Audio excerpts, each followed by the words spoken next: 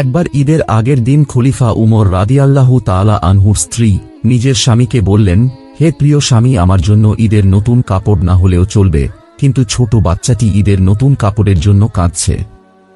আরব জাহানের শাসক খলিফা উমর রাদিয়াল্লাহু তাআলা আনহু বললেন, হে প্রিয়তমা স্ত্রী, আমার তো নতুন কাপড় কেনার সামর্থ্য নেই। এরপর খলিফা উমর রাদিয়াল্লাহু তাআলা আনহু তার অর্থমন্ত্রী আবু উবাইদা রাদিয়াল্লাহু তাআলা আনহুকে 1 মাসের অগ্রিম বেতন দেয়ার জন্য চিঠি পাঠালেন। সমগ্র মুসলিম জাহানের খলিফা, যিনি সেই সময় প্রায় অর্ধেক পৃথিবী শাসন করছেন, তার এ ধরনের চিঠি পেয়ে আবু উবাইদার চোখে পানি এসে গেল। তারপর আবু উবাইদা টাকা না দিয়ে চিঠির উত্তরে লিখলেন, আমিরুল মুমিনিন, অগ্রিম বেতন বরাদ্দের জন্য 2টি বিষয়ে আপনাকে নিশ্চয়তা দিতে হবে। প্রথমত, আগামী মাস পর্যন্ত আপনি বেঁচে থাকবেন তার নিশ্চয়তা দিতে হবে, এবং দ্বিতীয়ত, বেঁচে থাকলেও দেশের জনসাধারণ আপনাকে সেই মেয়াদ পর্যন্ত খিলাফতের দায়িত্বে বহাল রাখবে কিনা।